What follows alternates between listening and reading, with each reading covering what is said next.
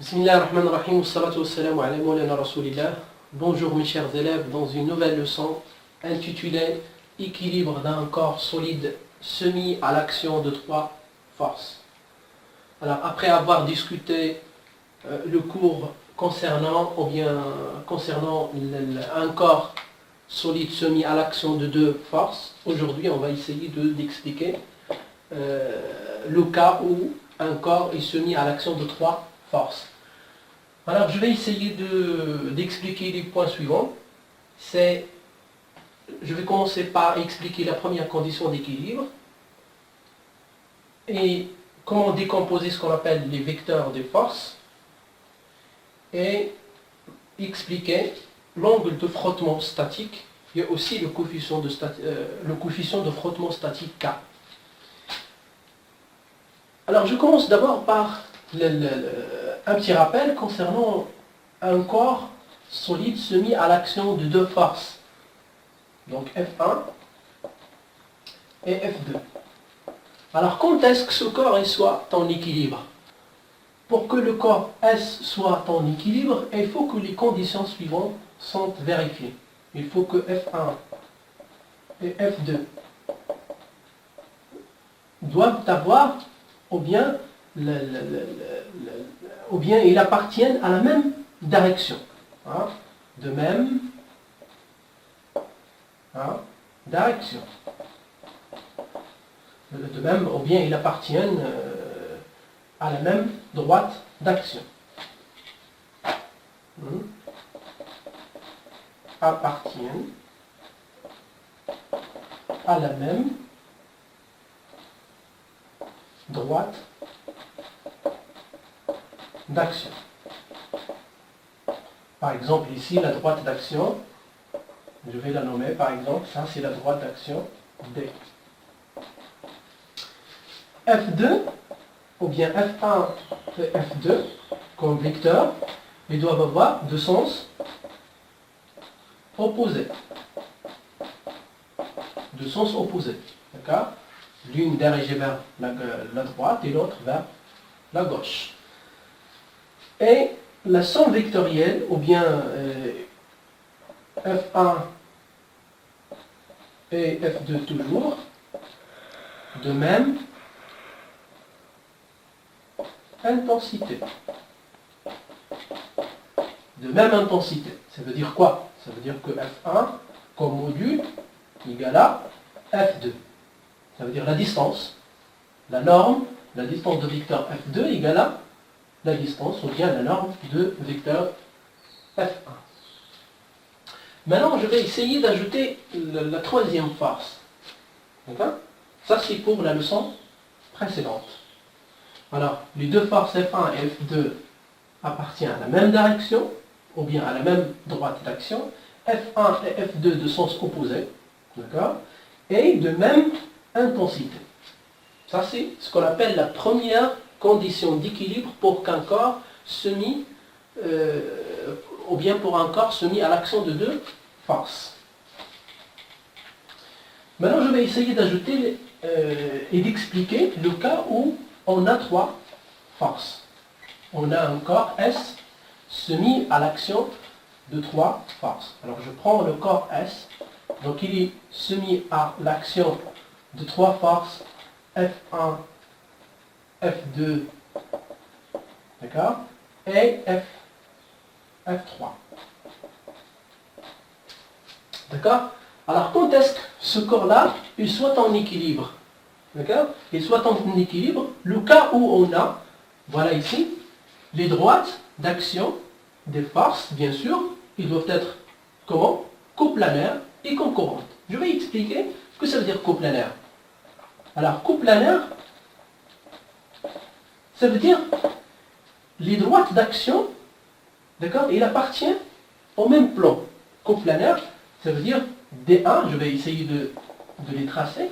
Ça, c'est la droite d'action D1, d'accord.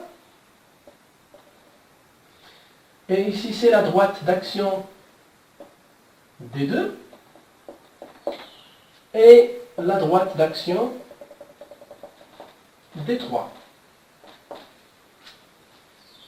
Alors, coplanaire, cela veut dire quoi? Cela veut dire que D1, D2 et D3 sont situés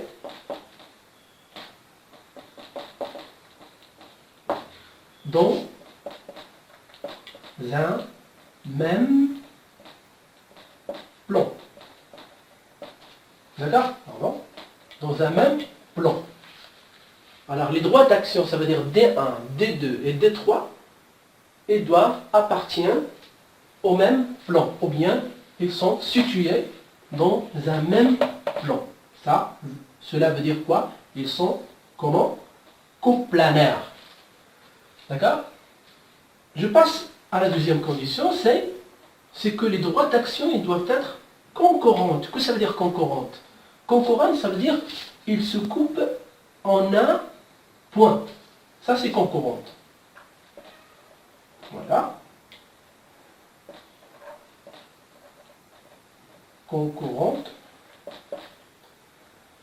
Ça veut dire, voilà ici, coplanaire concurrente. D'accord? Ça veut dire les droites d'action, D1, D2 et D3, ils se coupent ou bien se coupent,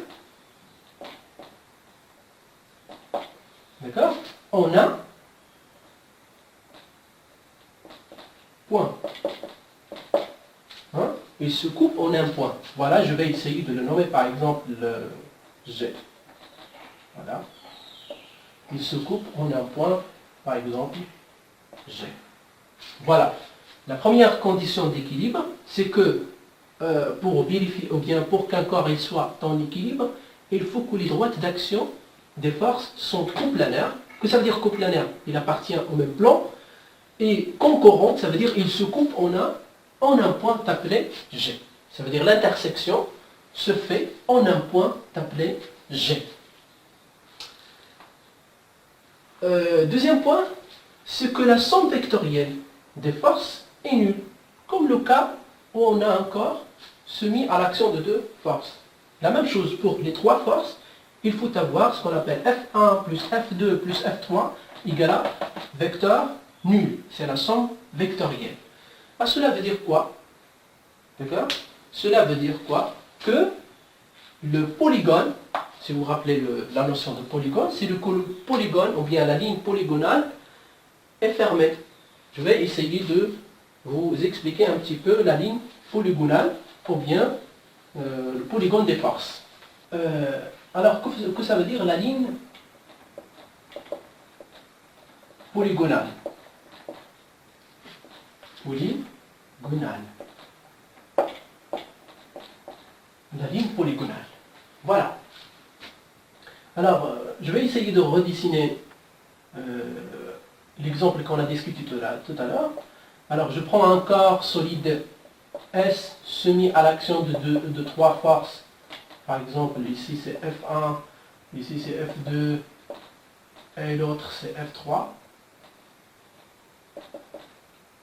Alors, que ça veut dire la ligne polygonale? Ligne polygonale, c'est pour le tracer, d'accord? Je vais choisir un point quelconque dans l'espace, je vais la nommer O. Alors, la ligne polygonale se commence par ce point-là. Et je vais essayer de faire une translation de la force, ou bien de la première force ici, de F1, de telle façon à avoir, ou bien l'origine de cette force, il se coïncide, ou bien coïncide avec le point O. Voilà. Alors voilà l'origine. Je fais une translation. Que ça veut dire translation? Ça veut dire garder les mêmes caractéristiques de la force. Garder les mêmes caractéristiques de la force F1. Ça veut dire la norme, la direction, le sens et l'intensité. Voilà. Ça c'est la force F1. Alors, pour la force F2, je vais prendre l'extrémité de la force F1 comme origine de la force F2. Et je vais essayer de tracer la force F2. Et je fais aussi la même chose. Je fais une translation en gardant toujours les mêmes caractéristiques. Voilà. Je vais essayer de tracer. Voilà c'est, voilà, ça c'est la force F2. D'accord? En gardant toujours, bien sûr, les mêmes caractéristiques. Bien sûr, ici, ce point-là, il se coïncide avec l'origine de la troisième force, et je trace, bien sûr, l'autre force, c'est la force, voilà, c'est la force F3. Ça, c'est ce qu'on appelle la ligne polygonale. Hein? La ligne polygonale. Si la ligne polygonale est fermée, cela veut dire quoi? Le point O, là où j'ai commencé le traçage, le point d'arrivée, ou bien le point d'arrivée, il coïncide avec le point de départ. Dans ce cas-là, on dit que ce corps-là, il est en équilibre. Ça veut dire que F1 plus F2 plus F3 égale à vecteur nul. Hein? Le point de départ et le point d'arrivée est le même.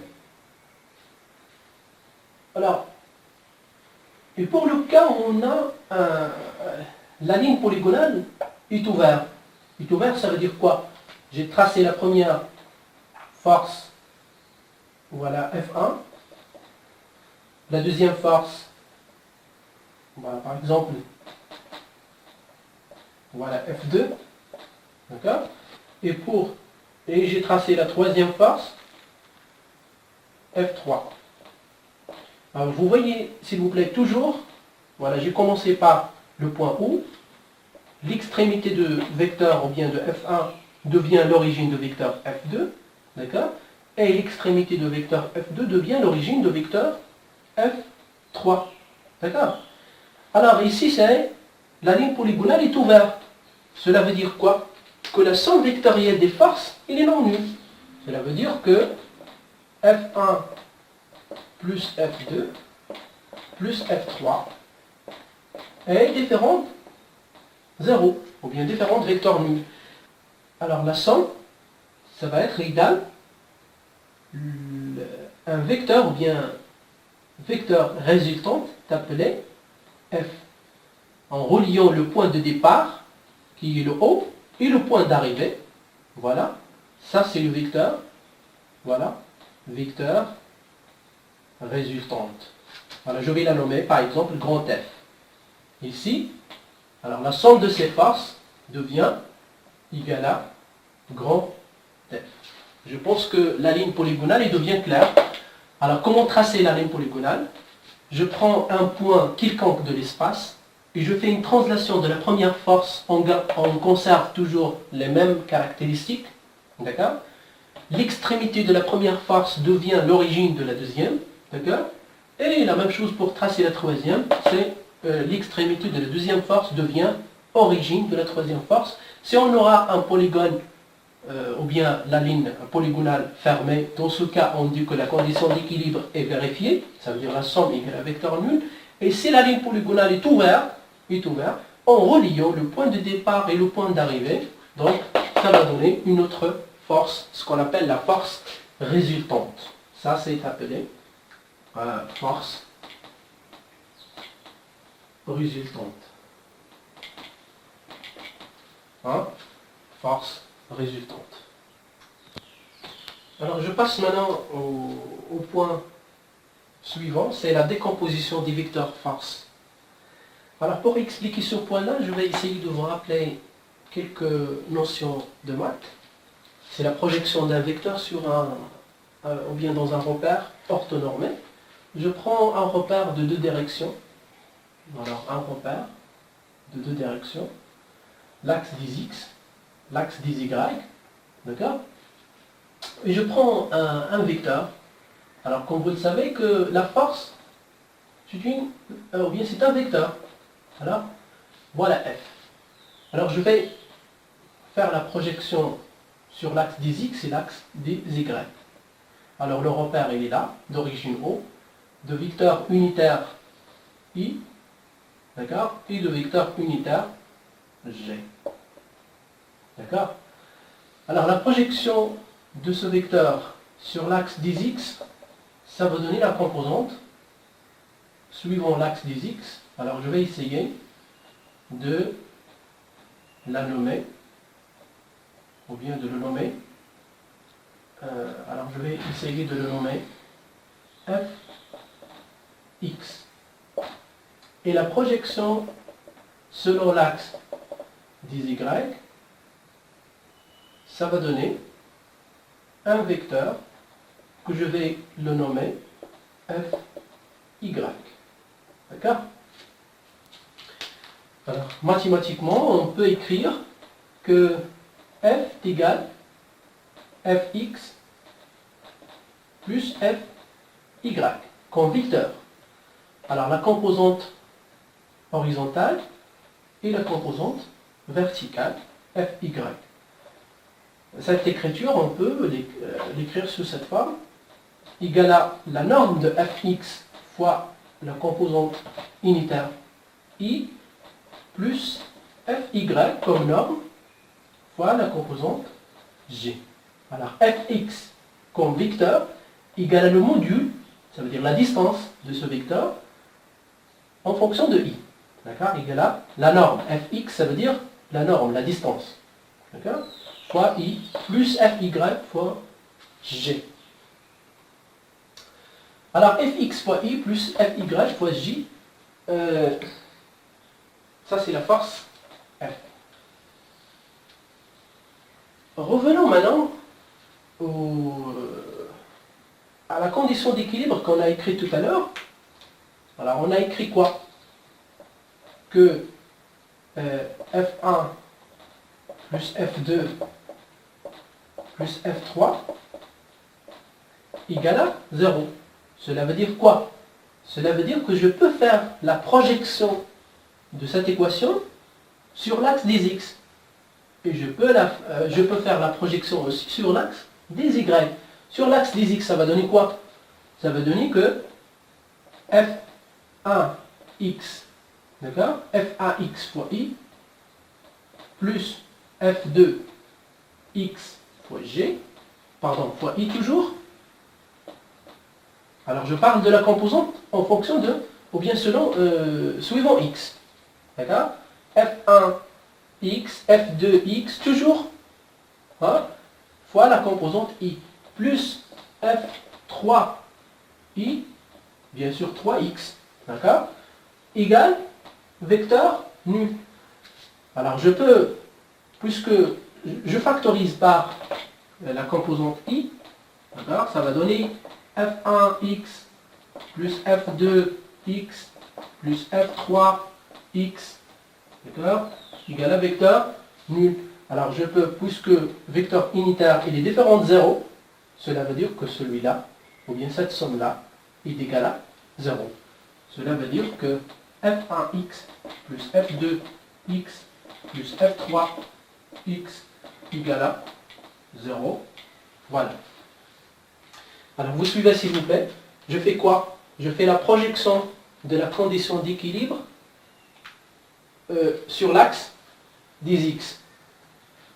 Alors f1x, ça veut dire la composante selon l'axe des x de la force F1. F1x fois i plus f2x, toujours x.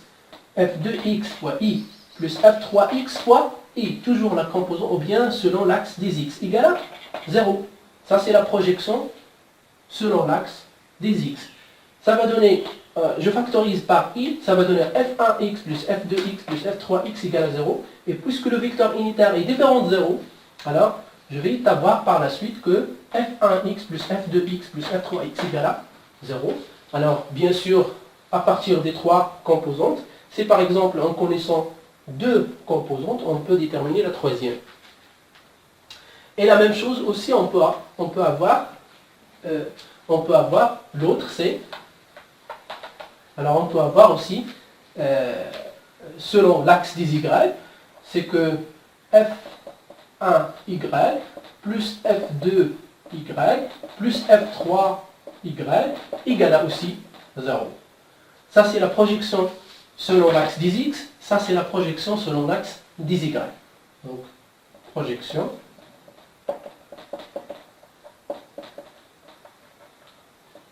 l'axe des Y. Voilà. Alors pour le troisième point, angle de frottement statique. Alors on va voir l'angle de frottement statique, c'est ce qu'on appelle phi 0, d'accord? Et on va voir aussi le coefficient.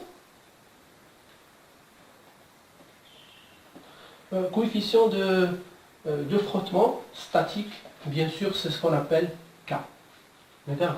Alors pour cela, je vais essayer de vous donner un exemple. Alors je prends par exemple un corps solide S, hein, placé sur un plan horizontal. Alors ce corps S est soumis à l'action, s'il est en équilibre, bien sûr, s'il est en équilibre, il est soumis à l'action de deux forces. Alors la force verticale toujours dirigée vers le bas, c'est ce qu'on appelle le poids. Hein? Le poids qui est égal à M fois G. M c'est la masse de ce corps et G c'est la constante de pesanteur. Et aussi la réaction, alors l'autre force, c'est la réaction de plan horizontal sur le corps. Alors la direction il est vers le haut et puisque ce corps là il est en équilibre, il doit vérifier que la condition d'équilibre F plus R égale à 0. Ça veut dire que R doit avoir R et P de même intensité, de même longueur. Voilà, ça c'est R. Alors R et P doivent avoir la même intensité. Et bien sûr, R il passe par un point qui appartient à la surface de contact et le P, ou bien l'origine, il passe par le centre d'inertie, ce qu'on appelle G. Voilà. P il passe par là. Voilà, ça c'est ce qu'on appelle G. Et R il passe par un point de surface de contact, ce qu'on appelle, voilà, je peux l'appeler par exemple A et ainsi de suite. Voilà. Alors, je vais essayer d'ajouter, pour ce cours-là, je vais essayer d'appliquer la troisième force. La troisième force, alors je vais la nommer par exemple, voilà, une autre force. Voilà, une autre force. Je vais la nommer par exemple F. Voilà, j'ai combien de forces? J'ai P, le poids, la force qui tire le corps vers la gauche par exemple, et la force de réaction. Alors dans ce cas-là, on est sûr que le poids P est toujours égal à M fois G, il est dirigé vers le bas. La force F, elle est horizontale, on tire le corps S de gauche à droite. Bien sûr, pour vérifier la condition d'équilibre qui est P plus R plus F égale à 0, il faut que le polygone, ou bien ce qu'on appelle la ligne polygonale, alors ici, la direction ou bien le sens de R, ça va changer. D'accord? Alors la ligne polygonale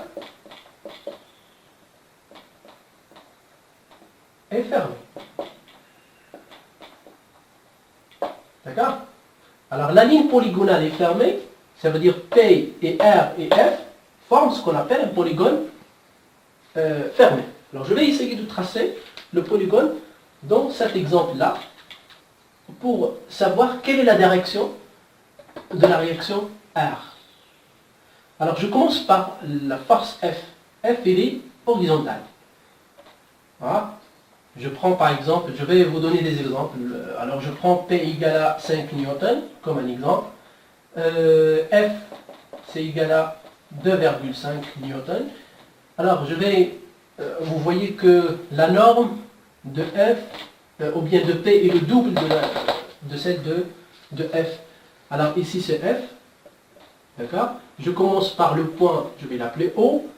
Alors l'extrémité de la force F devient l'origine de la deuxième force qui est le P. Alors je suis sûr que le P est dirigé vers le bas, avec une distance qui est le double. D'accord? Le double, voilà. Ici c'est 2,5 newtons, l'autre c'est 5. 2,5, ça va donner le 5 newtons. Ça c'est le P. Alors, pour que ce corps-là il soit en équilibre, il faut que cette extrémité coïncide avec le point de départ. Ça veut dire je dois avoir quoi? La réaction R, il doit avoir ce sens-là. Voilà, R. Alors R, dans ce cas-là, hein, il va prendre le sens suivant. Alors le sens, ça va être, voilà, ça c'est le R. C'est clair? Voilà. Alors vous voyez maintenant que pour que ce corps-là, S, soit en équilibre, il faut que P plus R plus F égale à 0. Cela veut dire que le polygone, ou bien la ligne polygonale, est fermée. Alors vous voyez, j'ai commencé par un exemple. Si le P égale à 5 newtons, F égale à 2,5 newtons, vous voyez que le R il est incliné, ou bien il est oblique. Alors c'est quoi l'angle de frottement statique? Alors je veux vous tracer où il existe l'angle de frottement statique. D'accord? Alors l'angle de frottement statique, c'est l'angle entre vertical, d'accord, et le vecteur de réaction R. Ça c'est ce qu'on appelle phi. Entre la verticale, d'accord, voilà. Voilà, ça c'est ce qu'on appelle phi. Alors pour la force F, je vais essayer de tirer le corps S et je maintiens toujours le corps S en équilibre. Le cas où il commence à bouger, l'angle phi, il prend une valeur maximale. L'angle phi, il prend une valeur maximale. Ça, c'est ce qu'on appelle l'angle de frottement statique phi 0. Je répète. Alors, le corps S est soumis à trois forces. P, F et R. R, il est oblique. Hein? Il est incliné par rapport à la verticale avec un angle qui est égal à phi. Cet angle, il prend la valeur maximale le cas où le corps S commence à bouger. D'accord? Alors, je répète. Alors, les trois forces appliquées au corps S, alors qui est le responsable au mouvement? C'est la force F. Je tire le corps S, et vous voyez, le corps S reste toujours immobile. Hein, ça veut dire reste à la même place. Le cas où il commence à bouger, dans ce cas, l'angle phi, il prend la valeur maximale. Alors je tire le corps S, il reste immobile, ça veut dire stable, sur la même place. Le cas où il commence à bouger, l'angle phi, il prend la valeur maximale, ce qu'on appelle phi 0. Voilà, phi 0. Ça, c'est ce qu'on appelle angle de frottement statique. Angle de frottement statique. Ça, c'est ce qu'on appelle angle de frottement statique. Alors, pour phi inférieur à phi 0, inférieur ou égal à phi 0, alors le corps reste immobile. D'accord? Le cas où phi supérieur à phi 0, le corps est en mouvement.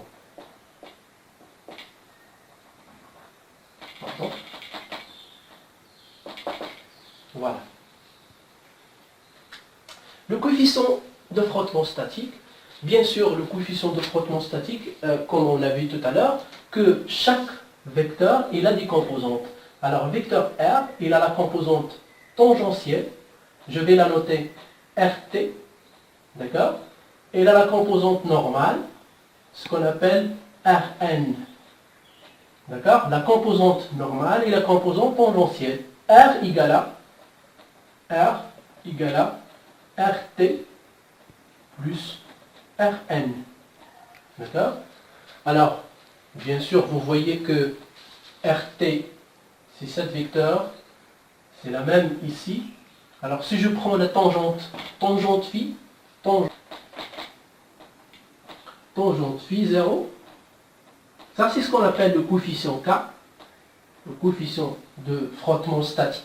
C'est égal à quoi? Égal à le module de RT, ça veut dire l'opposé, sur l'adjacent, c'est RT sur Rn. Ça c'est le coefficient de frottement statique. Voilà. Phi 0 est appelé l'angle de frottement statique, et tangente phi 0, qui est égal à la composante tangentielle sur la composante normale, c'est égal à le coefficient de frottement statique. Et merci pour votre attention.